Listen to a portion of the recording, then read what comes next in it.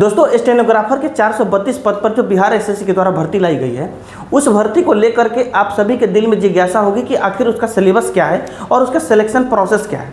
तो आपको ये जान लेना बेहद जरूरी है, क्योंकि यदि आप स्टेनोग्राफर के लिए एलिजिबल हैं तो इतना जानने के लिए आपको बहुत सारी चीज़ नहीं करना है। आइए हम आपको इस वीडियो में सारी की सारी वो बातें बताते हैं कि स्टेनोग्राफर के लिए सिलेबस और उसका सिलेक्शन प्रोसेस क्या रहेगा। बिल्कुल आपको घबराना नहीं है। इसके सिलेक्शन प्रोसेस और इसका हम जो डाटा बता रहे हैं ये आपके उसी के नोटिफिकेशन से हम आपको दिखा रहे हैं। देखिए, आपको यहाँ पर 3 सब्जेक्ट क्या कहते हैं कि आपका सिलेबस रहेगा, जहाँ से आपको सवाल पूछे जाएंगे। तो जो लिखित परीक्षा आपकी होगी, सबसे पहले वो लिखित परीक्षा आपकी होगी सामान्य अध्ययन की, सामान्य विज्ञान गणित की और मानसिक क्षमता जाँच की। इतने की होगी मेरे भाई। वस्तुनिष्ठ प्रश्न होंगे, बहुविकल्पीय यानी ऑब्जेक्टिव होंगे।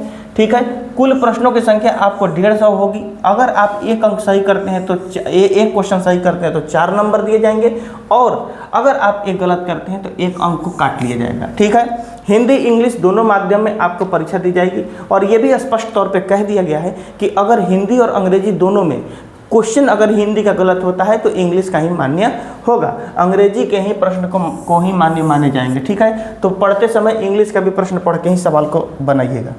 अब देखते हैं सिलेबस। ये बात थी कि सिलेबस में कितना कितना नंबर का क्या है उसको।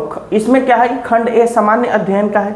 इस खंड ए में सामान्य अध्ययन में हमें क्या पढ़ना रहता है, तो स्पष्ट तौर पे कहा गया कि खंड ए में आपको समसामयिक विषय पढ़नी है, भारत और उसके पड़ोसी देशों के बारे में पढ़ना है, जिसमें यहाँ पर बताया गया सामान्य अध्ययन में कि इसमें प्रश्नों का उद्देश्य अभ्यर्थी के आसपास वातावरण की जानकारी, समाज में उनके अनुप्रयोग के संबंध की होगी, ताकि आप समाज में कैसे रिलेशनशिप डेवलपमेंट कर पा रहे हैं, घटना और दिन प्रतिदिन जो घटना घट रहे हैं पेपर पढ़ते रहिएगा।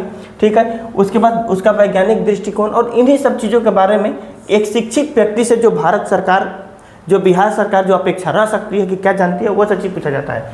जिसमें समसामयिक विषय में वैज्ञानिक प्रगति, राष्ट्रीय अंतर्राष्ट्रीय पुरस्कार, भारतीय भाषाएं, पुस्तक, लिपि, है ना, राजधानी, मुद्रा, खेल खिलाड़ी, महत्वपूर्ण घटनाएं, ये सब टॉपिक समसामयिक विषय में आती हैं।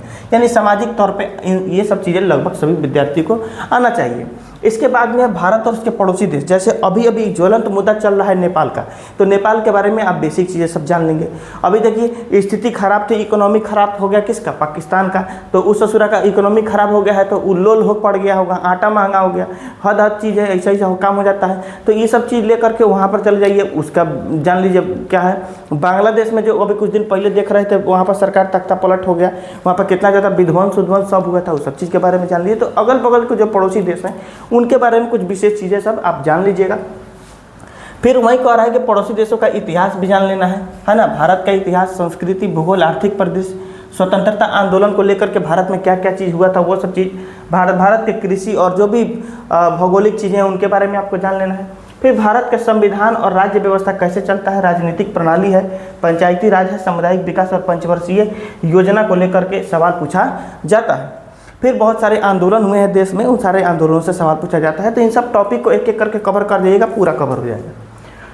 अब खंड ख में सामान्य विज्ञान और गणित का बात आता है, तो गणित और सामान्य विज्ञान में अगर देखें तो सामान्य विज्ञान में आपसे सवाल पूछा जाता है भौतिक शास्त्र से, रसायन शास्त्र से, जीव विज्ञान से, भूगोल से, और भाई साहब कंप्यूटर का बेसिक चीज़ आप पढ़ जरूर लीजिएगा। ये बड़ा मस्ट दिया गया है, आयोग ने भी इसे बोल्ड मार्क से दिखा गया है, ताकि कह रहा है कि वर्ड प्रोसेसिंग के ज्ञान से संबंधित मौलिक प्रश्न, जो कि जो आप वर्ड सॉफ्ट उसका जो होता है कंप्यूटर पर, वहाँ से आप चीज़ों को, यानी कंप्यूटर के बेसिक जानकारी आपको रख लेनी है ताकि आपको दिक्कत नहीं हो। फिर गणित में आइएगा तो गणित की संख्या पद्धति के प्रश्न रहते हैं। इसमें कहा गया है कि बहुत भयंकर, जो बहुत भारी भारी सवाल नहीं रहेगा, मैट्रिक स्तर का सवाल पूछा जाएगा। यानी अगर आप कभी SST MTS में SSC MTS के एग्जाम दिए होंगे तो वो लेवल आपको मालूम होगा, है ना।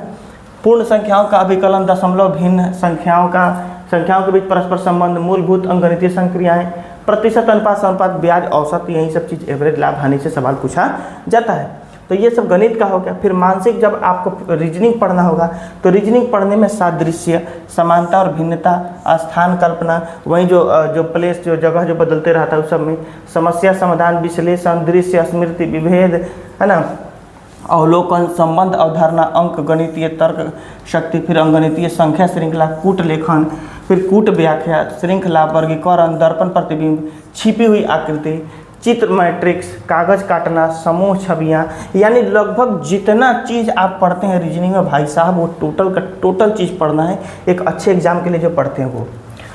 अब जब आप एग्ज़ाम को क्रैक कर जाइएगा तो आपका आता है उसके बाद व्यवहारिक जाँच। व्यवहारिक जाँच यानी कौन सा जाँच कि आप टंकन कर सकते हैं, टाइप कर सकते हैं कि नहीं कर सकते हैं, कितना तेज़ में टाइप कर सकते हैं, क्या कर सकते हैं, उसके बारे में दिया गया है। तो उसके बारे में बताया गया है कि अगर जो व्यवहारिक जांच परीक्षा आपकी होगी तो इसमें कि इसकी जो स्पीड होगी वह 80 शब्द प्रति मिनट लिखने की होगी। कितनी होनी चाहिए आपके? हर शब्द आप शॉर्ट हैंड में 80 शब्द 1 मिनट के अंदर लिख रहे हो तो आपको दिया जाएगा 320 वर्ड और 4 मिनट का समय दिया जाएगा आपको कि आप कर लीजिए। इसके अतिरिक्त आपको 2 मिनट का समय दिया जाएगा उसमें शुद्धि हेतु कि आप शुद्धि को देखिए, क्या शुद्धि क्या उसमें है, ठीक है। श्रुति लेखित लेखांकन के टंकन हेतु 20 मिनट दिया जाएगा। अब जो आप जो लिख दिए हैं, जो आप लिखे हैं उसको फिर टाइपो करना होगा आपको, उसको फिर क्या करना पड़ेगा? टाइप भी करना पड़ेगा। और जब टाइप करिएगा तो उसके लिए आपको कितना समय दिया जाएगा? 20 मिनट। यानी कौन बोलेगा उसको आप लिखिएगा और लिख के और यहाँ पर आप क्या करिएगा कि कुल 20 मिनट का समय दिया जाएगा ताकि आप उसको टाइप कर सकें। फिर जब टंकन का आपका जांच हो रहा होगा, हिंदी इंग्लिश का टाइपिंग भी कराया जाएगा आपसे। तो जब टाइपिंग कराया जाएगा तो हिंदी और अंग्रेजी और हिंदी का कंप्यूटर पर लिया जाएगा, ठीक है। तो हिंदी टंकन के लिए 2 चीज़ें जान लेना जरूरी है कि हिंदी के लिए कौन सा कीबोर्ड का इस्तेमाल करेंगे और इंग्लिश के लिए कौन सा कीबोर्ड का इस्तेमाल करेंगे, ये स्पष्ट तौर पे आपको समझ जाना है। तो हिंदी टंकन जांच जब करिएगा तो वहाँ पर आपको 30 शब्द प्रति मिनट आपकी गति होनी चाहिए।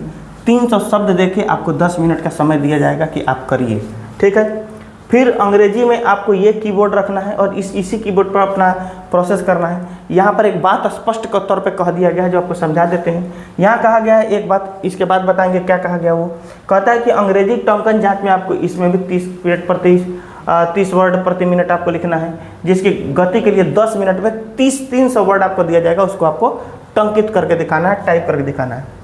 एक बात स्पष्ट तौर पे कह दिया गया है कि अभ्यर्थी जब टाइप करेंगे तो वो कीबोर्ड जो लेआउट है वहीं सिलेक्ट करेंगे जो आयोग के द्वारा बताया गया है, नहीं तो जो भी आप टाइप करिएगा वो सारा का सारा टाइप आपका मिट जाएगा, ठीक है। तो इससे आपके सिलेक्शन में भयंकर दिक्कत आ सकती है, आ ही जाएगी, तो इससे बचना है। तो बेसिकली ये सब आपका जो है वहाँ पर सिलेक्शन का प्रोसेस इस तरीके से आप एग्ज़ाम देके और वहाँ पर सिलेक्ट होइएगा, ठीक है।